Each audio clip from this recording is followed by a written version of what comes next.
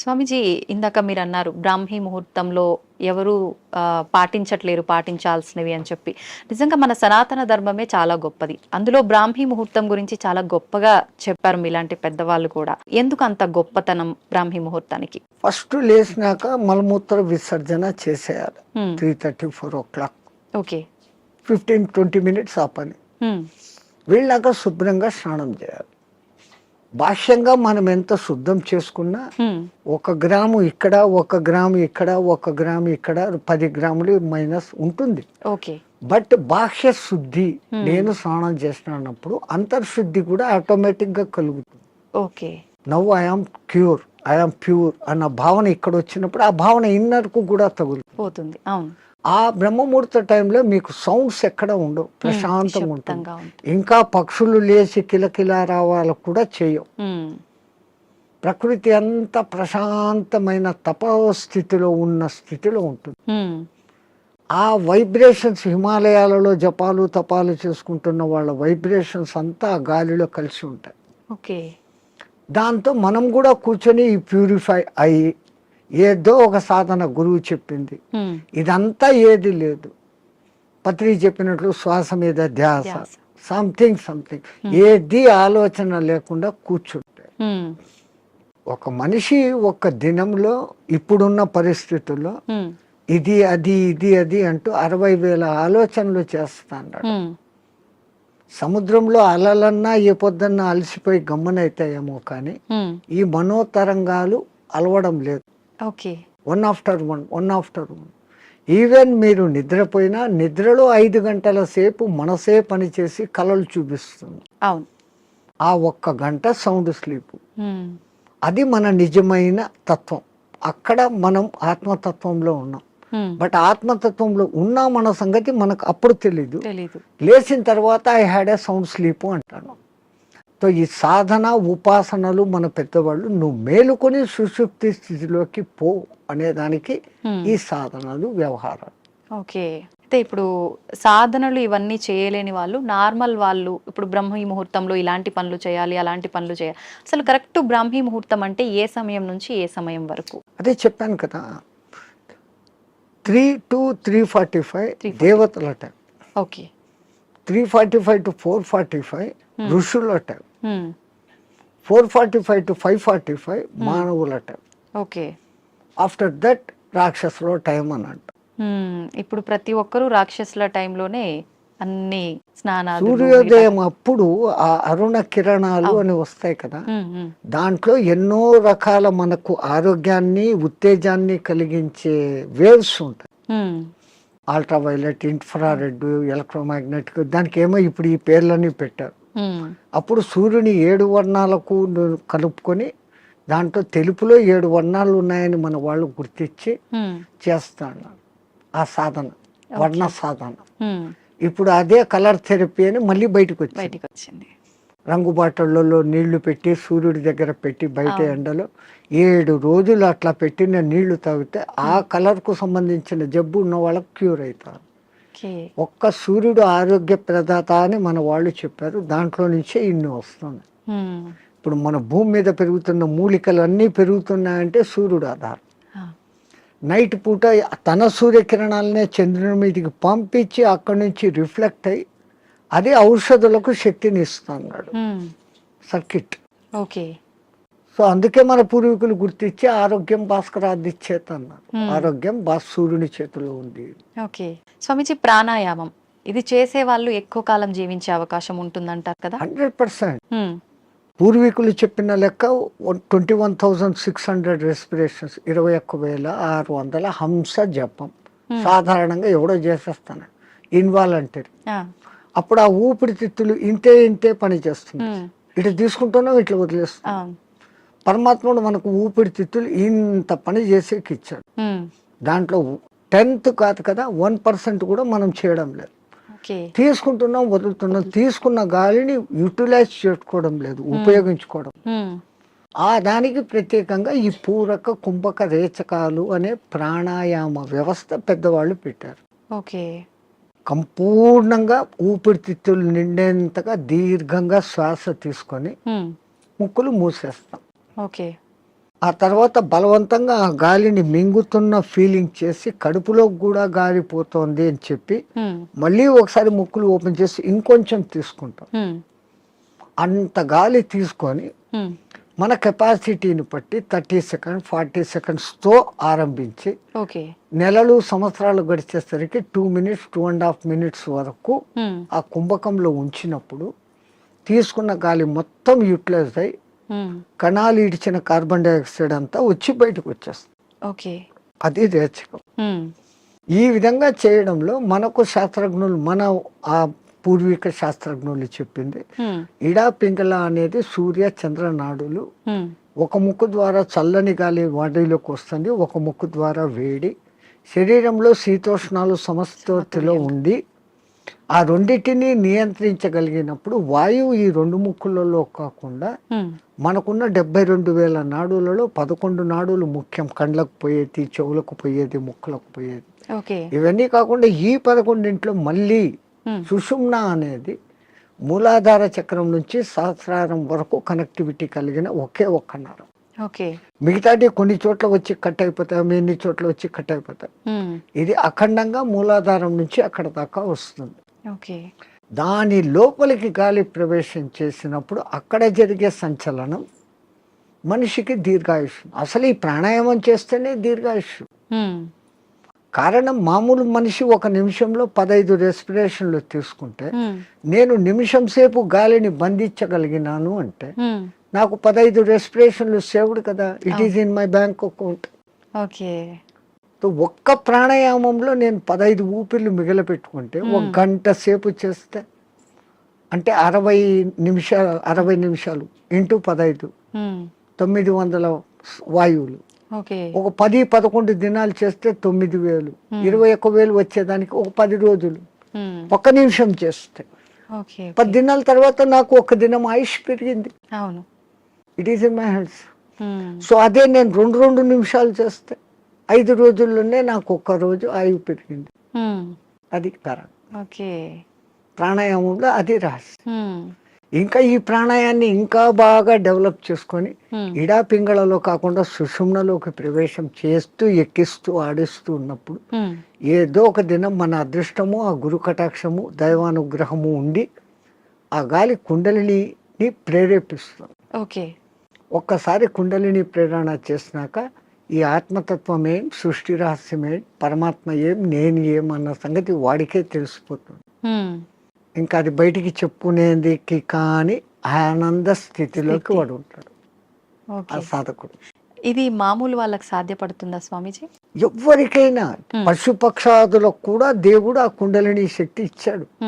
ఇప్పుడు మా physical body తయారీలో మెదడు, చేతులు, కాళ్ళు, రెక్కలు, ఇంటర్నల్ ఆర్గాన్స్, గుండె, ఊపిరితిత్తులు అని మీకు ఫిజికల్గా ఎట్లా కనపడుతున్నాయో కనపడని అంగాలు షట్చక్రాలు అనేటివి, నాడులు అనేటివి అవి విశ్వశక్తి ప్రసారకాలు. నరాలలో రక్త ప్రసరణ, ఆక్సిడేషన్ ఇది జరుగుతుంది. మన వాళ్ళు ఈ 2 రకాలుగా చూశారు. అది వ్యవహారం. అక్కడ ఆ తేడాను గమనించి వాళ్ళు ఆ సాధనాలు చేశారు. మాకు కనపడదు, అది లేదు అనుకుని వాళ్ళ లోకం, ఈ లోకమే ఈ జన్మే శాశ్వతం అనుకునేది వాళ్ళ సిద్ధాంతం. మనకు జన్మలు ఉన్నాయి అన్నది మన సిద్ధాంతం. ఇప్పుడు చాలా మంది ధ్యానం చేయాలనుకుంటారు కానీ మనసుని నియంత్రించుకోలేకపోతుంటారు, ఏకాగ్రత లోపిస్తూ ఉంటుంది, రకరకాల ఆలోచనలు కదులుతూ ఉంటాయి. ఎలా నియంత్రించుకోగలుగుతారు స్వామీజీ? మనసుకు ఒక్క డ్యూటీ అప్పచెప్తే పాపం మనసు ఏం చేస్తుంది? గమ్మన ఉన్నప్పుడు 112 ఆలోచనలు చేస్తాను. ఇప్పుడు మీరు కుట్టు పని చేస్తారు, మిషన్ మీద కూర్చున్నారు, మీకు కుట్టు పని తెలుసు. ఇన్వాలంటరీగా మీరు ఆ బట్ట అక్కడ పెడతారు, ఎట్లా పొడి చేయాలో చేస్తారు, కాళ్ళు కదుపుతూ ఉంటారు, కుట్టు మిషన్ నడుస్తుంటుంది, కళ్ళతో చూస్తుంటారు, కుట్టు పోతుందా లేదా పోతుంది. ఇదంతా ఎట్లొచ్చింది? ఒక ప్రాక్టీస్, ఒక దినంలో రాదు. సో అక్కడ మీరు మనసంతా ఎక్కడ పెట్టారు? కుట్టు లైన్ గా పోతుందా లేదా అనేదాన్ని.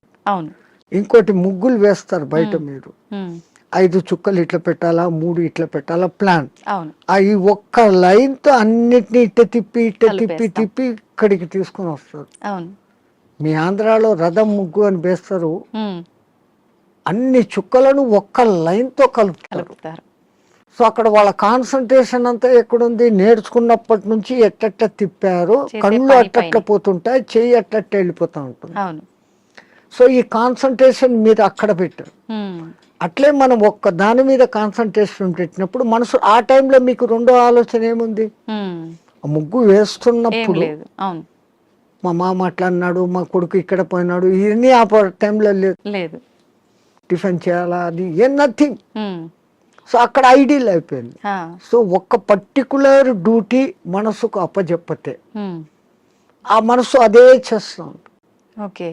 అందుకే మన పూర్వీకులు ఒక తమాషా ఎగ్జాంపుల్ చెప్తారు. ఉమ్. ఎవరో ఒక ఆయన తపస్సు చేశాడు, దేవుడు ప్రత్యక్షమైతే నా అన్ని పనులు చూసుకునేదానికి ఒక సెక్రటరీని నాకు అపాయింట్ చేయి. వాడు దేవుడే ప్రత్యక్షమైతే వాడు ఇట్లాంటి వరం అడిగాడు, ఉమ్. అది కూడా నేను చెప్పంగానే చేసేయాలా అన్నాడు. డేంజర్ రా, నువ్వు ఎప్పుడు దానికి పనులు చెప్పలేవు, అది పనులు చెప్పకపోతే నీకే తినేస్తుంది అని. ఉమ్. నో ప్రాబ్లం, నేను ఎప్పుడు పనులు చెప్తాను దానికి అన్నా. ఆ. ఆ దెయ్యం ప్రత్యక్షమైంది, నాకు ఒక 6 అంతస్తులు బిల్డింగ్ కట్టు అన్నాడు. ఉమ్. 6 అంతస్తులు బిల్డింగ్ కట్టేదానికి 2-3 ఏళ్ళు అవుతుందని వీడు అనుకున్నాడు. ఆ. అది హాం పట్టు అనింది, బిల్డింగ్ తయారైపోయింది. ఉమ్. మహారాజ్ ఇంకేం పని అనింది, కుక్కర్ కావాలా, ఫ్రిడ్జ్ కావాలా, బెడ్ కావాలా, ఏసీ కావాలా, వీడు ఇట్లా అడుగుతున్నాడు, అక్కడక్కడ అన్ని వచ్చేస్తాను. వచ్చేస్తా ఉన్నాయి. ఇంక ఏం అడిగేదానికి లేకుండా పోయింది. ఉమ్. ఇంక దానికి పని చెప్పకపోతే వీడి పని పడుతుంది. అంతే. సో అప్పుడు వాడు గురువు దగ్గరికి పోయినాడు. ఉమ్. మహారాజ్ బుద్ధి లేక నేను ఇట్లాంటి వరం అడిగినాను, ఇది ఇట్లా చేస్తుంది అనుకోలేదు, what am I to do, క్యా కర్నా మై, ఆ. అరే ఉస్ బూత్ కో ఇతర లేకే ఆ దేయాన్ని ఎక్కడికి తా అన్నాడు. ఆ. అది వచ్చింది. మా గురువు చెప్పిన పని చేయను, దానికి కమాండ్ అన్నా. ఉమ్. అది ఇంకోటి మాట, వీడి మాట వినాలి కదా. అవును. వీడు చెప్పినాడు, మా గురువు చెప్పినట్టు చేయన్నాడు. ఉమ్. ఓకే మహారాజ్, గురు మహారాజ్ ఏం చేయమంటారు అని. ఆ. అక్కడ ఒక తాటి చెట్టు ఉండేది, దాన్ని ఎక్కువ దిగు అన్నాడు. అది ఈ రోజుకు ఎక్కి దిగుతానే ఉంది. ఆ. So technique. అవును. అట్లా ఇదే దృష్టి, మనం ధ్యాస, నేను చెట్టు ఎక్కుతున్నాను, ఈ చెట్టులోకి శ్వాస ఎక్కి దిగుతా ఉంది, ఓకే. దాన్ని అబ్జర్వ్ చేస్తూ ఉంటే మీ మనస్సుకు ఉమ్. ఇప్పుడు ఇంకా అదే డ్యూటీ. అవును. అవును. దానికి రెండో డ్యూటీ లేదు, ఆ దేయానికి రెండో డ్యూటీ, మనసుకు రెండో డ్యూటీ లేదు. లేదు. ఈ ఎక్కి దిగడం గమనించడం, ఉమ్. అదే ప్రాణాయామ ప్రక్రియలో కూడా ఓకే. దాన్ని మంత్రంతో జోడించి చేస్తే ఇంకా శక్తివంతం. ఓకే. మన బాడీలోని కణకణము మంత్రబద్ధమైతూ ఒకానొక దినానికి ఈ మాంసపిండం మంత్రపిండం కాగలుగుతుంది. ఉమ్. మంత్రంతో అనుసంధానం చేస్తారు. ఓకే. మంత్రాలు చదవలేని వాళ్ళు ఉంటారు, ఉమ్. మాకు మంత్రాలు ఇష్టం లేదు, మేము మతం కాదు అనే వాళ్ళు అంటే ఉంటారు. మంత్రం ఎవరికి వాళ్ళు చెప్పుకోవాలా స్వామిజీ, ఉపదేశం తీసుకోవాలా గురువుల దగ్గర నుంచి? అందుకే గురువు అవసరం, గురు బినా విద్యా నహి అని. ఆ. కొన్నాళ్ళు ఆయన దగ్గర శిష్యరికం చేసినప్పుడు వీడు దేనికి సూటబుల్, ఉమ్. నేను ఇచ్చే విద్యను వీడు సద్వినియోగం చేస్తాడా, దుర్వినియోగం చేస్తాడా. ఉమ్. అందుకే పాతకాలంలో కొన్నాళ్ళు నా దగ్గర సేవ చేయి అంటారు. ఉమ్. మన మెంటాలిటీ అర్థమవుతుంది. ఓకే. వాడు సిడ్ఫిరా అయితే గనక నేనేం నీ దగ్గర సేవ చేసేది, నాకు ఇంత పైసా ఉంది అంటాడు. ఆ. ఆ వినయత ముందు మనిషిలో ఉండాలి. ఉమ్. ఆయన దగ్గర ఈ పని చేస్తే నాకు మంచి జరుగుతుంది అనే విశ్వాసం ఉండాలి. ఉమ్. ఈ రెండు ఉన్నప్పుడు ఆ గురువు గాడిదను చూపించి ఇది దేవుడు, దీన్ని పూజ చేయంటే చేసినప్పుడు ఆ గాడిదలోనే నీకు దేవుడు కనపడుతుంది. ఓకే. పైలా విశ్వాస ప్రథం సోపాన్, విశ్వాసం అనేది అన్నిటికీ ఉండాలి. మించిన శక్తి. ఓకే. ఇక్కడ ఒకటి అచీవ్ చేయాలనుకున్నప్పుడు దాని మీద నేను చేయగలనా లేదా ముందే డిసిషన్ తీసుకోండి. ఉమ్. గురువు ఒక మంత్రం ఇచ్చాడు, ఈ అనుష్ఠానం ఇట్లా చేయాలా, రోజు లేచి ఈ అగ్ని తర్పణాలు చేయాలా, ఉమ్. ఇవన్నీ నేను చేయగలనా లేదా అనుకున్నప్పుడు గురుదేవా ఇయ్యండి అనాలి. ఆ మంత్రం తీసేసుకున్నాను, నేను చేసుకోలేదు, ఉమ్. దాన్ని చేయాల్సిన రీతిలో చేయకపోయినప్పుడు ఏం ఫలితం? ఓకే. సైకిల్ మోటార్ మీ దగ్గర ఉంది, ఉమ్. దానికి పెట్రోల్ పోసేది పని ఉంది కదా. అవును. పెట్రోల్ పోకుండా నేను కొనుక్కున్నాను 1,00,000 పెట్టి పోవాలా ఇది అంటే ఎట్లా పోతుంది? పెట్రోల్ పోయాలా, అవును. అప్పుడప్పుడు దానికి ఏదో ఆయిల్ పోయాలా, రిపేర్ మైనర్ రిపేర్స్ చూసుకోవాలా, ఉమ్. అప్పుడు ఆ బండి పోతుంది. ఓకే. లైక్ ది సేమ్ ఒక సిస్టమ్ ప్రాసెస్ అని గురువు చెప్పినప్పుడు ఉమ్. ఆ ప్రాసెస్ అంతా చేస్తున్నప్పుడు అది మిమ్మల్ని ఉద్ధరిస్తుంది. ఓకే. స్వామీజీ, హిమాలయాలు అనగానే మనకు అక్కడ ఇలా కొన్ని ఏళ్ల పాటు ధ్యానం చేసే వాళ్ళు ఉంటారని చెప్పి వింటుంటాం. నిజంగా అలాంటి వాళ్ళు ఇప్పటికీ ఉన్నారంటారా? 100% ఎంతో మంది. ఆ హిమాలయాలు అనే దానికి ముందు మా అనే అక్షరం పెట్టుకొని చదవండి. మహిమ ఆలయాలు. ఓ, మన దేశం మొత్తంలో చాలా కొద్ది ఆలయాలు ఉన్నాయి. ఉమ్, ఆ లయాలు అంటే అందులో లయం. ఉమ్, హిమ ఆలయం అంటే హిమములో లయం కావడం. హిమం అంటే ఏంటి? మంచు. మంచు. నీటికున్న 3-4 లక్షణాలలో ఉమ్, ద్రవస్థితి, ఘనస్థితి, అవును. ఆవిరి స్థితి, ఉమ్, దాని తర్వాత ప్లాస్మా స్థితి. ఉమ్, ఇది ఏది కానిది మంచు స్థితి. ఓకే. అది అట్లా నీళ్లు కాదు, ఉమ్, ఇట్లా ఘనాకార ఐస్ కాదు. మంచును బాగా ప్రెస్ చేస్తే అప్పుడు మీకు ఐస్ అవుతుంది. అవును, ఇది మధ్యస్థ స్థితి. మధ్యస్థ స్థితి. మంచు అంటాం, హిమము అంటాం. ఉమ్, నిజంగా దానికి మహిమం, ఓకే. మహిమ కలిగిన పదార్థం. ఉమ్, అది అక్కడంతా వ్యాపించి ఉంటుంది. ఉమ్, ఆ మంచి చల్లని వాతావరణము, కొన్ని రకాల ఔషధి మొక్కల నుంచి వచ్చే గాలి, ఉమ్, మన పూర్వీకులు తపస్సు చేసిన వాళ్ళ యొక్క వైబ్రేషన్స్. ఓకే.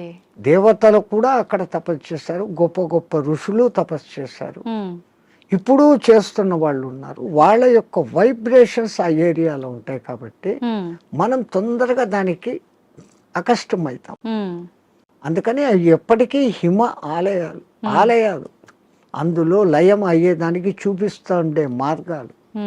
అంటే స్వామీజీ, వాళ్ళు అలా కొన్ని ఏళ్ల పాటు ధ్యానంలో ఉన్నప్పుడు ఆకలి, దప్పికలు, నిద్ర ఏమీ ఉండవు, అలా ధ్యానంలోనే ఉండిపోతారంటారు కదా. అలా ఉండడానికి అంటే వీళ్ళు ఎన్ని ఏళ్ల పాటు వాళ్ళు సాధనమ్మా. ఏది ఇప్పుడు నేను చెప్పాను, ఏది సాధించాలన్నా సాధన. మీ తెలుగులో సింపుల్ పద్యం, సాధనతో పనులు సమకూరు ధరలోన విశ్వదాభిరామ వినరు. సాధన దేనికి కూడా, ఏది చేస్తే కూడా సాధన.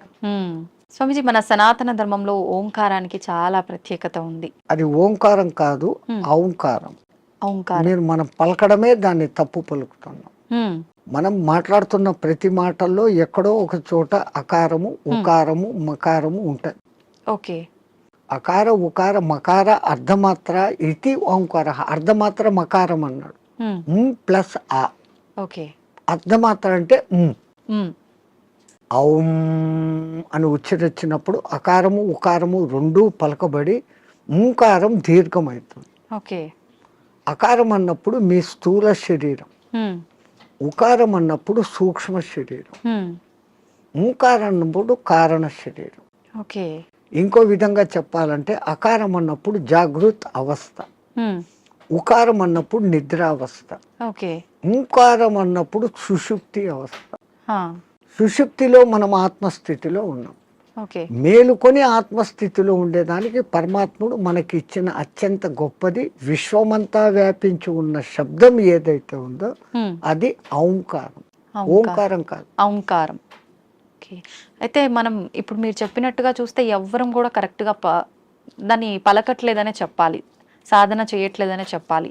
మరి అక్కడే గురువులు చెప్పేది ఈ వివరమంతా చెప్పి, ఒరే నాయనా ఇట్లా ఉచ్చారణ చేయన్నప్పుడు విశ్వమంతా వ్యాపించున్న ఆ శబ్దంతో మన శబ్దము అనుసంధానం అవుతుంది. ఓకే. సైంటిస్టులు ఇప్పుడు రికార్డు చేశారు, సూర్యుడిని చూస్తున్న శబ్దము ఔం ఔం అని ఉంది, గెలాక్సీ సౌండ్ ఔం అని ఉంది, భూమి తిరిగే వేగపు సౌండ్, గ్రహాలు తిరిగే వేగపు సౌండ్ వేరే వేరే విధంగా వినపడుతున్నాయి, కానీ అంతంగా ఔం ఔం అన్న శబ్దమే ఉంది. సో దాన్ని ఇట్లా అట్టాడు చేసినప్పుడు ఔం ముక్కుల ద్వారా వదులుతున్నాం, మనం చేసేది ఓ అంటున్నాం నోటి ద్వారా. ఓడ, అవును, అవును అనేది రావడంలే. అవును అనే దాని పక్కన శూన్యం పెట్టినప్పుడు ఔం. అకార, ఉకార, మకారాలు 3 పలకపడతాయి. ఇక్కడేం జరుగుతుంది? ఓ అంటున్నాం, నోటి ద్వారా గాలిపోతాం. సో మనం పూర్ణ ఫలితం పొందలేదంటే చిన్న పొరపాటు అక్కడ ఉంది. అది ఎందుకు అంత రహస్యంగా పెట్టి గురువులు శిష్యులకే చెప్పినప్పుడు దాన్ని అర్థం చేసుకుని వాడు చేస్తున్నాడు. అందరికీ చెప్పాలా అంటే దానికి అర్హత ఉండాలి, ఆ ప్రాప్తత ఉండాలి. కానీ ఇప్పుడు అది కూడా మేము బహిరంగంగా అందరికీ చెప్తున్నారు. నాయనా మీరు చేసుకునే వాళ్ళు పూజలు చేసుకునేటప్పుడు ఇట్లా చేసుకోండి, సామూహికంగా అర్చేయండి. అది అలవాటు అయిపోయింది, రాదు. అందరూ ఔం అని ఎక్కడా పలకరు. మనం ఒక్కళ్ళం అక్కడ అందరూ ఓం నమ శివాయ అంటే మనం ఒక్కళ్ళం ఇక్కడ ఓం నమ శివాయ అన్నామంటే డిఫరెన్స్ అయిపోతుంది. మనమే తప్పు చేస్తున్నామేమో అనేటట్టుగా స్వరం మారిపోతుంది. వాళ్ళందరూ మన దిక్కు చూస్తుంటారు. సో మనము ఇంట్లో కూర్చొని ప్రత్యేక సాధనలు చేసేటప్పుడన్నా కనీసం ఎక్కడ ఏది ఉచ్చరించాల్సి వచ్చినా ఓం అని ఉచ్చరించండి, ఓం అని కాదు. ఓకే, ఇంకా సామూహికంలో తప్పడం లేదు.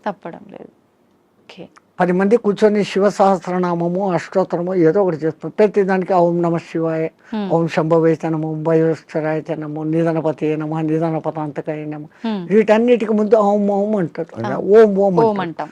మాకు ఇదే అలవాటు అయిపోయింది, ఓం ఓం అని అంటాం. ఓం అనేది మా నోట్లో రాదు. నిజంగా అంటే మనం పలకాల్సిన మంత్రం ఏదైనా తప్పు పలుకుతున్నాము అంటే దానివల్ల మనకు ఫలితం కలగకపోగా దోషం కలిగే అవకాశం ఉంటుందా స్వామీజీ? దోషము అని అంటే సైంటిఫికల్ గా మీకు నేను చెప్పాలంటే ఇప్పుడు ఈ షట్చక్రాలు అనేది పెటల్స్ తో ఉంటుంది. మూలాధారం 4 పెటల్స్ దళాలు, స్వాధిష్టానం 6, మణిపూరకం 10, అట్లా 10, 12, 16, 2, 50 అక్షరాలు దాంట్లో నిక్షిప్తమై ఉంటాయి.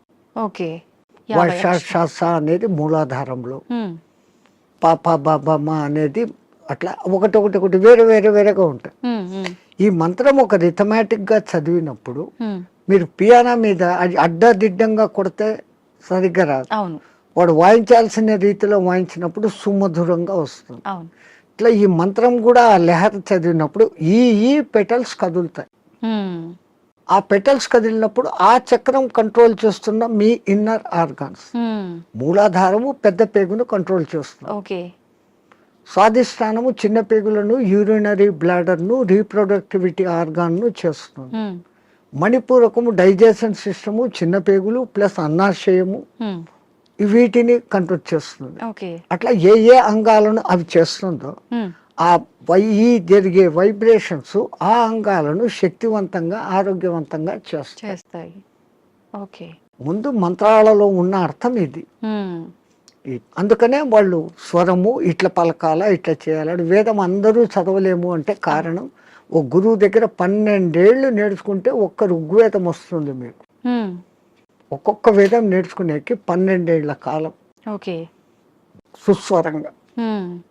ఇప్పుడు అనేక మంది పాపం వేద పాఠశాలలు పెట్టి మళ్ళీ మన పూర్వ సంస్కృతి ఇంత గొప్పదన్న సంగతి తెలుసుకుని ఎట్లా చేస్తే బాగుంటుంది ఏమన్న సంగతి మీద పోతున్నా. వేదం అంతా సైన్స్ అమ్మా, ఊరికే ఏది చెప్పలేదు. సంధ్యావందనం చేసే దగ్గర నుంచి సైన్స్. ఇప్పుడు వీళ్ళు చేసే సంధ్యావనం తప్పు పట్టడం కాదు. పాతకాలంలో వాళ్ళు ఏం చేశారు, నదిలో వక్షస్థలం లోతు నీళ్లలో నీటికి ఎదురు ప్రవాహానికి నిలబడి ఓ చెంబుతో నీళ్లు తీసుకొని ఆ సూర్యుని దిక్కు పెట్టి ధారగా వదిలేవాళ్ళు. ఎప్పుడైతే ఒక మనిషి ఇంత లోతు నీళ్లలోకి పోతాడో అపాన వాయువు ఆటోమేటిక్గా పైకి వస్తుంది. మామూలు నీళ్ల తొట్టిలో ఒక ఎంటీ చెంబును ముంచండి, ఎంత ప్రెషర్ వస్తుంది, లోపల గాలి పైకి రావాలని చూస్తూ ఉంటాం. అదేమో ఇంత చెంబు, ఎంతో బలం ఉపయోగించాలి. సో ఈ అపాన వాయువు పైకి వస్తుంది. మనం చెంబు నీళ్లు తీసుకొని అన్నప్పుడు ప్రాణవాయువుని తీసుకున్నాం.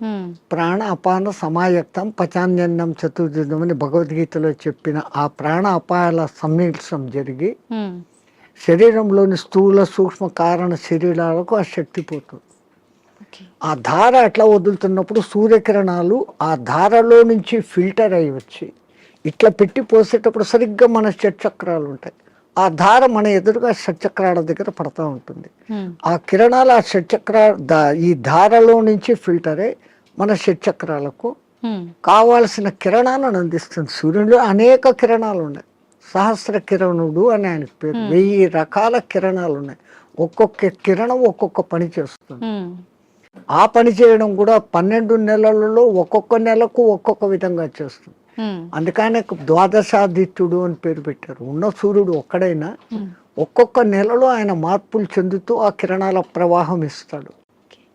ఇప్పుడు ఈ విధంగా సంధ్యావందనం చేసినప్పుడు రావాల్సిన గుడ్ కిరణాలు మనలోకి వచ్చి ఆరోగ్యం బాగుంటుంది. చక్రాలు నీట్ గా యాక్టివేట్ అవుతాయి.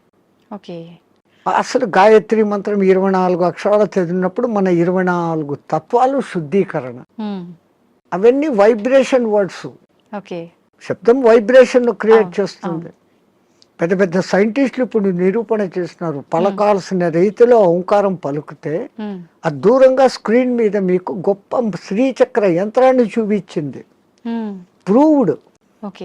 ఇంకొన్ని మంత్రాలు చదివినప్పుడు ఇంకొన్ని డిజైన్లు వచ్చినాయి. అవన్నీ ఏది మన పూర్వీకులు యంత్రాలు అని గీస్తారే, ఈ గ్రహానికి ఇట్లా గీయాలి, ఇట్లా పెట్టాలి, ఇంత చకోరాలు, ఇంత వృత్తాలు అని. అదంతా ఏమంటే ఇది శబ్దశాస్త్రము రేఖాశాస్త్రాన్ని అనుసంధానం చేసి వాళ్ళ శబ్దోత్పత్తి ఈ వైబ్రేషన్స్ ఇట్లా క్రియేట్ అవుతాయని వాళ్ళకి తెలుసు. అందుకని ఆ రిథీమ్గా పలికినప్పుడు ఆ ఫలితాలు వస్తాయి. స్వామిజీ, నేనే గాయత్రి మంత్రంకి సంబంధించి అడుగుదాం అనుకున్నా, మీరే ఆ టాపిక్ తీసుకొచ్చారు. గాయత్రి మంత్రం ఆడవాళ్ళు చదవటానికి పనికిరాదు అని చెప్పి 100% చదవచ్చు. మంత్రము సూర్యుడిదైన అధిష్టాన దేవత అమ్మ గాయత్రి దేవి, 5 ముఖాలతో ఉన్న మహాతల్లి అని మనం చెప్పుకుంటాం. అట్లాంటప్పుడు స్త్రీ చదవకూడదని ఎక్కడుంది? ఇదే విషయమై పండిత శ్రీరామ శర్మ అనే మహానుభావుడు, ఆయన ఉత్తరప్రదేశ్లో ఉండేవాడు, 24 ఏళ్ళు సంవత్సరానికి 24 లక్షల గాయత్రిని చేస్తూ ఉపాసన చేస్తే ఆయనకు ఆ తల్లి తాను ఉన్న ప్రదేశం, విశ్వామిత్రుడు తపస్సు చేసుకున్న ప్రదేశాన్ని చూపిస్తే అక్కడ పోయి ఈ అఖండ జ్యోతిని పెట్టి నిత్యము గాయత్రి యజ్ఞాలు చేస్తూ ఆడవాళ్లకు యజ్ఞోపవీతాలు వేస్తూ గాయత్రి ఉపదేశం చేసేవాడు. అప్పుడు కొంతమంది ఉత్తరప్రదేశ్ బ్రాహ్మణ్స్ ఆయన మీద కోర్టులో కేసేస్తున్నారు. నువ్వు వేదాన్ని భ్రష్టు పట్టిస్తున్నావు, మా సదాచారాన్ని భ్రష్టు పట్టిస్తున్నావు, వేదాలు గాయత్రి మంత్రం చదవకూడదు. ఆయన కోర్టులో ఒకటే మాట అన్నాడు, అయ్యా మీరు వేదాలు ఉపనిషత్తులు అన్నీ చదివారంటారు కదా, ఎక్కడైనా ఒక్క శ్లోకము స్త్రీకి గాయత్రి ఉపదేశం చేయకూడదు అని రాసి ఉంటే, పలానా ఋషి చెప్పాడు, పలానా దేవత చెప్పాడు అనే కోటింగ్ ఒక్కటి ఉంటే నాకు ఇవ్వండి, నా బ్రాహ్మణత్వాన్ని, నా సంస్థను మూసేస్తా, నా బ్రాహ్మణత్వాన్ని వదులుకొని జనేవి తీసేస్తాను అన్నాడు. వీళ్ళు 3 నెలలు తల కింద కాళ్ళు పైన పెట్టి ఎతికారు, లేదు. ఎందుకు స్త్రీకి లేదు అన్నారంటే ఆమెకు కుటుంబ బాధ్యతలు ఎక్కువ, ఈ మాసికంలో వాళ్ళకు ఈ పీరియడ్ కొంచెం ఇబ్బందికరంగా ఉంటుంది. అప్పుడు ఆ అనుష్ఠానం ప్రకారం కనీసం న్యాయంగా గాయత్రి చేయాలంటే 24 ముద్రలు వేస్తూ, ఒక్కొక్క ముద్ర వేస్తూ ఒక్కొక్కసారి గాయత్రి 24 అక్షర గాయత్రిలన్నా చేయాలి. మళ్ళీ దాంట్లో 3 రకాలు ఉన్నాయి. ఒక్క గాయత్రి త్రిపద 8 అక్షరాలతో ఉండాలి. అది అనుష్ఠుప్ ఛందస్సు అని ఇంకోటి ఉంది, 32 అక్షరాలు, అది 4 పాదాలు ఉంటుంది, అది కూడా 8వ అక్షరాలుగానే వస్తుంది. అదంతా ఒక రహస్యం. మళ్ళా నవార్ణవ గాయత్రి అని ఒకటి ఉంది, అది చేయాలంటే అమ్మవారి నవార్ణవం అనే పూజలు ఎట్లా చేస్తామో దాంట్లో 9 ఔంకారాలు వస్తాయి. అవి ఎట్ట పట్టాలా, ఏది చేయకూడదు, అది బహిర్గతం చేయని విద్య. గాయత్రి అంటేనే రహస్యం అంటారు. కానీ ఆ మహానుభావుడు అది అందరికీ అర్హత కలిగించాడు. కుల మత భేదం లేదు, ఎందుకంటే అది మంత్రం సూర్య మంత్రం. ఆ పండిత శ్రీరామ శర్మకు కుడి భుజంగా ఉన్నవారే రామకృష్ణ మహానుభావుడు, ఆయన కూడా ఇదే చేశాడు.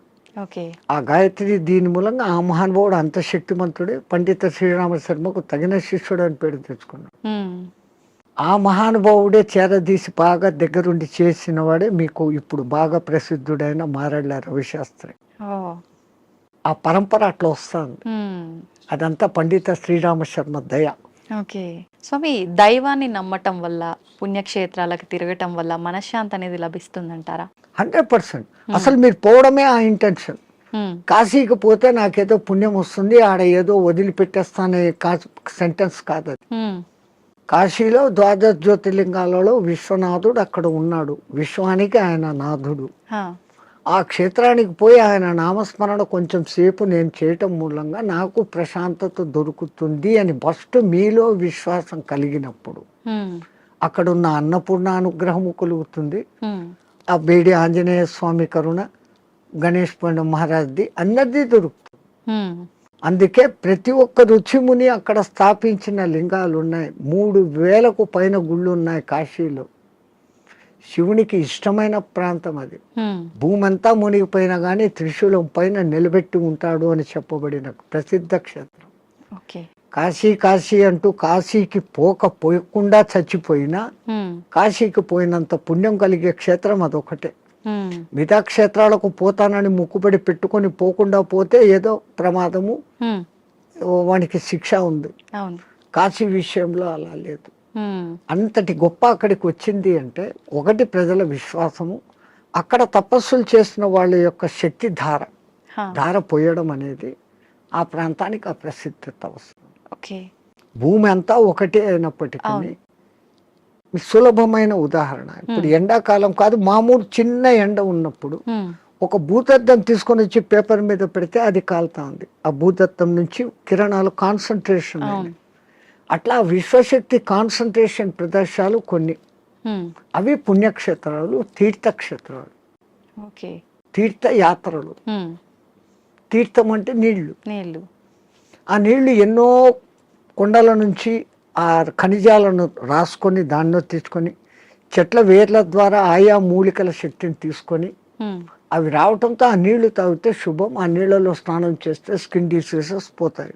ఓకే. సో అది నీళ్ళ శక్తి, తీర్థయాత్రలు, పుణ్యక్షేత్రాలు అని పెట్టారు. ఉమ్. స్వామి, ఇందాక మీరు స్టార్టింగ్లో అన్నారు కదా, చాలా మంది అంటుంటారు కాశీకి వెళ్ళినప్పుడు మనం ఏదో ఒకటి నచ్చింది వదిలిపెట్టి రావాలి అని చెప్పి చాలా మంది నమ్ముతుంటారు. అసలు నిజంగా ఎవరికి నచ్చిన దాన్ని వాళ్ళు వదిలేసి రావాలా? అసలు వదిలేయాల్సిన ఏంటి? అవును, నేను ఇట్లే చెప్తే ఒక ఆయన నాతో అన్నాడు, అవును స్వామి ఉమ్, మీరు చెప్పినట్లే ఖచ్చితంగా వదిలిపెడతాను. మా నానమ్మ మా ఇంట్లో ఉంది, ఆమెను తీసుకెళ్తా కాశీకి, ఆమెను వదిలేస్తాను అన్నాడు. ఉమ్, అది కాదు, మనకు అత్యంత ఇష్టము, ప్రేమ కలిగిన పదార్థము, తినేది కావచ్చు, మనం 24 గంటలు దాన్ని చూసి ఆనందించే వస్తువు, కానీ ఉమ్, దాన్ని అక్కడ వదిలేసి ఇంకా దాన్ని తలుచుకోకుండా ఉండగలమంటే మన మనస్సు మీద మనం నియంత్రణ సాధించడం. ఓకే. మైసూర్ పాకు మీరు అక్కడ వదిలి వచ్చారమ్మా, మీకు బాగా ఇష్టం. ఉమ్, ఇక్కడికి వచ్చిన 10వ రోజు 12వ రోజు ఎవడో పార్టీ పెట్టాడు, ఆడ మైసూర్ పాకు చూడంగానే ఈ కళ్ళు మీకు ఆర్డర్ ఇస్తుంది, ముక్కు ఆ మైసూర్ పాకను పట్టేస్తుంది, అవును. నాలుక నీళ్లు ఉడతాయి. ఉమ్, నేను కాశీలో వదిన నోర్మోయ్ నేను తినాను అంటే మీ మీద మీకు మెల్లగా Control. కమాండ్ వచ్చింది, అవును. కనీసం ఆ భయంతోనన్నా. ఉమ్, అట్లా కాశీలో వదలడం మూలంగా మీలో ఆత్మస్థైర్యత అనేది పెరుగుతుంది. ఓకే. అది బ్యాక్ రీజన్. ఉమ్, కానీ ఏదో ఒక రీజన్, చాలా మంది రకరకాలుగా అనుకున్నా కూడా దాన్ని అయితే నమ్ముతూ వస్తున్నారు ఇప్పటికి. వెనకల కారణం ఇది అని మీకు తెలుసుకోవడం లేదు. అవును. అక్కడ మీకు ఆత్మస్థిరత, ధైర్యము అనేది పెరుగుతుంది. Okay. Self confidence, um, I can able to do this without that. అది లేకుండా నేను ఉండలేను అన్న వాళ్ళు, అవును.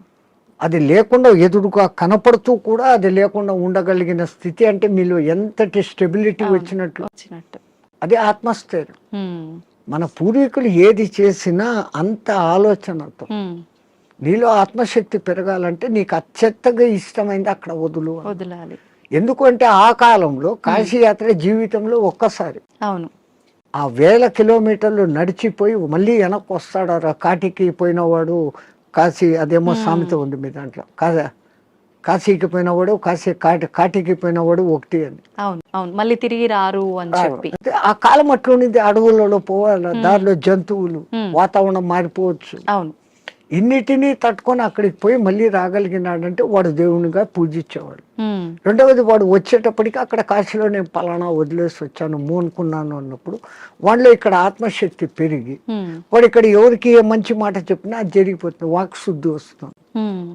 So when you develop your confidence you can able to do anything. Okay. So to develop your confidence అక్కడ పోయినాక ఒకటి వదిలిన వాళ్ళు బెనిఫిట్ పొందుతారు. స్వామి, చాలా మంది అంటుంటారు, అంటే ఇప్పుడు ఇందాక మీరు చెప్పినట్టుగా వెళ్ళిన వాళ్ళు తిరిగి రారేమో అన్న ఒక ఉద్దేశంతోటో మరేంటో తెలియదు, కానీ చాలా మంది నమ్మకం ఏంటంటే పిల్లలు ఉండి వాళ్ళ పెళ్ళిళ్ళు అన్నీ అయిపోయిన వాళ్ళు మాత్రమే కాశీకి వెళ్ళాలి, దర్శించుకోవాలి, అవన్నీ అవ్వని వాళ్ళు కాశీలోకి పోయి సస్తే మోక్షం అనుకుంటే కాదు. నాకు తెలిసి ఒక మంచి కోటీశ్వర దంపతులు 3వ తరాన్ని కూడా చూసేశారు. ఓకే. ఆ 3వ తరం కూడా 18 yearsకి వచ్చింది మనవాళ్ళు. ఇంకా ఇంత అనుభవించిన కాశీలో పోయి చచ్చిపోతాం, వయసు కూడా అయిపోయింది, అయిపోయింది కదా. 80 ఏళ్ళు వచ్చినాయి. ఇద్దరు లవ్ మ్యారేజ్, ఇద్దరికి 80 ఏళ్ళు భార్యాభర్తకి. ఆహాహా. బట్ డబ్బు ఉంది, అక్కడ మంచి బిల్డింగ్ కొనుక్కున్నారు, 4 సర్వెంట్లను ఎత్తుకొని పోయినారు, వంట వండేకి పనులు చేసుకునేకి. రోజు పోయి స్వామి దర్శన్ వస్తూ ఉన్నారు. ఎప్పుడో ఒకసారి బంధువులు ఫోన్, బిడ్డలు వాళ్ళది. అంత ఆధ్యాత్మిక. ఓకే. మర్జాయంగే అంటున్నారు. 7 ఏళ్ళైంది, 8 ఏళ్ళైంది, 10 ఏళ్ళైంది. ఇక్కడ ఈ 18 ఏళ్ళ బిడ్డలు 28 ఏళ్ళ వయసుకు వచ్చినారు మన్మళ్ళు. వాళ్ళకి మ్యారేజ్ ముగ్గురికి ఒకేసారి కుదిరింది, వేరే వేరే కమ్యూనిటీ హాల్. ఓకే. తత పెళ్లి మాది అంటే, అరే ఇక్కడ కాశీలో ఉండి 15 ఏళ్ళు అయిపోయింది, 95కి వచ్చినాం, అక్కడ గంగ నీళ్లు తాగి రోజు శివప్రసాదాలు తిని ఇంకా పుష్టి తయారైనారు. They can able to see, they can able to hear everything. అంతా ఆయన ధ్యానంలోనే. అరే ఇంకా ఉంటాం కదా, ఒకసారి పెళ్లి చూసుకొని వస్తామని ఫ్లైట్ లో వచ్చినారు. పెళ్లి చూసుకున్నారు, రాత్రి పడుకున్నారు. పడుకున్న వాళ్ళు పడుకున్నట్లే జయ శ్రీరామ్ అయిపోయినారు ఇద్దరు. వాళ్ళకు కాశీలో మరణం లేదు, ప్రాప్తం లేదు. అందరికీ మరణము సాధ్యమా? అలా అని మరి కాశీలో ప్రాప్తం లేదని అక్కడే ఉంటే ఎప్పటికీ మరణం ఉండదనేది కూడా. ఆ మాటకు వస్తే తల్లి, ఇప్పుడు గంగలో మునిగితే నాకు పుణ్యం వచ్చేస్తుంది అనుకుంటే, గంగలోనే ఉండే చేపలు, కప్పలు, ముసళ్ళు అవి అక్కడే పుట్టాయి, అక్కడే పెరిగాయి. ఒక్కసారి గంగా స్నానం చేస్తే, సరే మీరు కాశీలో పొద్దున్న నుంచి సాయంత్రం వరకు 10 సార్లు గంగా స్నానం చేశాను అంటారు, కానీ మీరు చేసింది ఒకటే స్నానం. మీరు స్నానం చేయగానే ఆ నీళ్లు ఫ్లో పోయినాయి కదా. అవును. ఆ తల్లి నిరంతర ప్రవాహం, ఎప్పుడూ కొత్త నీళ్ళు అక్కడ ఉన్నాయి. స్నానం చేస్తే నాకు పవిత్రత వచ్చేసింది గంగలో చేస్తే అని కాదు. గంగలో స్నానం చేసే ముందు ఇంతకు ముందు నా గత జన్మ బుద్ధులు, గత జన్మ కాదు, నా గత జీవితం బుద్ధులు, లక్షణాలు మార్చుకుంటాను. నేను ఇంక మీద అట్లా ఉండను. అక్కడ మిమ్మల్ని మీరు జస్టిఫై చేసుకొని, తల్లి నాకు ఆ బుద్ధి ప్రసాదించు అని మునిగి లేచి, ఆ మాట ప్రకారం మీరు ఇక్కడ ఉన్నారంటే మీకు మోక్షము, ముక్తి. అంతే తప్ప ఆడపోయి 100 మునకలు వేసి ఈడొచ్చి అత్తమామల్ని తిట్టో, అమ్మా నాన్నలను తిట్టో, భర్తని హింసించో, భార్యను హింసించో, సంవాట్ మగ ఆడ ఎవడైనా చేసేది. ఈ తప్పులన్నీ ఇక్కడ చేస్తూ, నేను పోయి గంగలో 6 సార్లు మునిగొచ్చాను, నేను సస్తే మోక్షానికి, నువ్వు నువ్వు అక్కడ మార్పు చెందేదానికి మునగాలి. అందుకే పాతకాలంలో అక్కడ మునిగేటప్పుడు పంతుళ్ళు మీ చేత 10 మంత్రాలు చెప్పిస్తారు. దశ హరాయే గంగాయే స్వాహ. మనం శారీరకంగా, మానసికంగా, వాక్కు రూపంలో 10 రకాల తప్పులు చేస్తాం. ఈ 10 తప్పులను క్షమించు, ఈ తప్పులు నేను మళ్ళీ చెయ్యను, అది ఉండాలి. కరెక్టే స్వామిజీ. ఆ దేవుడా నేను చేశాను, నన్ను క్షమించు, మళ్ళా పోయి అదే చేస్తాను, నో యూస్ కదా. Do not repeat. మళ్ళీ చెయ్యను కూడకుండా ఉండగలిగితే అప్పుడు ఆ కాశీలో స్నానం చేసిన పుణ్యం. కాశీనే కాదు, ఏ నీళ్ళలో, నర్మదా, కావేరి, గోదావరి, కృష్ణ, కితనే. అవును స్వామి, కాశీలో మరణించిన వారికి చెవు ఇలా పైకి వచ్చినట్టుగా ఉంటుందని చెప్పి అంటుంటారు కదా, సైంటిఫికల్ గా కూడా ప్రూఫ్ అయ్యింది. ఎందుకని అట్లా? అక్కడ ఉన్న ఆ వాతావరణము, ఎంత శవాలను అక్కడ కాలుస్తూ ఉన్నా, ఈ మధ్య కొంచెం అక్కడ మాంసాహార దుకాణాలు పెట్టినా, ఆ ప్రత్యేకమైన కాశీ ఏరియాలో ఒక వాయు వైబ్రేషన్స్ వేరే. ఆ నిరంతర భగవన్నామ ఉచ్చారణ వైబ్రేషన్స్ ఆ గాలిలో కలిసి, అక్కడ చనిపోయిన మనిషికి ఈ కుడి చెవు కింది భాగం దగ్గర ఒక నర్వ్ ఉంటుంది. ఆ నర్వ్ ఉబ్బుతుంది, బాడీ అంతా ఉబ్బుతుంది. ఫస్ట్ ఆ నర్వ్ అక్కడ ఉబ్బుతుంది, ప్రత్యేకంగా అక్కడ. మిగతా ప్రాంతాలలో అది జరగదు. పాపం సైంటిస్టులు ఎంతో ప్రయత్నం చేస్తూ ఉన్నారు, ఎందుకు అట్లా జరుగుతుంది అది ఇంకా రుజువు కాలే. బట్ 99% గుర్తించారు. ఏ ఊరు చచ్చినా కొంచెం రెడ్డిష్ కలర్ వస్తుంది, కారణం అక్కడ ఆ నరము జర ఊబుతుంది. అయితే చాలా మంది దానికి రీజన్ ఇది అయ్యి ఉంటుంది, శివుడు అక్కడ చనిపోయిన వాళ్ళకి చెవులో ఏదో చెప్తాడు, అది చూసి మన పూర్వీకులు అక్కడ వచ్చి రామతారకం చెవులో చెప్తాడు, ఆయన గట్టిగా చెవులు ఆగబట్టి అది అక్కడ ఎర్రగైంది అంటాడు. ఆయనకు అదే పని, ఆ సచ్చినోడికి అందరి దగ్గర పోయి చెవులు పీకి చెప్తానే కూర్చుంటాడా? అంతే కదా. మనకు ఆ విశ్వాస్ అంతే. కాశీలో నేను చనిపోతే శివుడు నన్ను స్పృశిస్తున్నాడు. ఉమ్, నేను ఈ బాడీ వదిలిపెట్టినాక నన్ను ఎవడు స్పృశిస్తా నాకేం తెలుస్తుంది. దీని పేరు అప్పుడు సదానంద అన్నారు, శవం అంటారు. పేరు పోయింది. ఉమ్, పుట్టినప్పుడు తల్లిదండ్రులు పెట్టిన పేరు ఈ బాడీతో పాటు బాడీ లోపల ఉండేది బయటికి పోయినాక దీన్ని బాడీ అంటారే కానీ పేరుతో పిలవరు.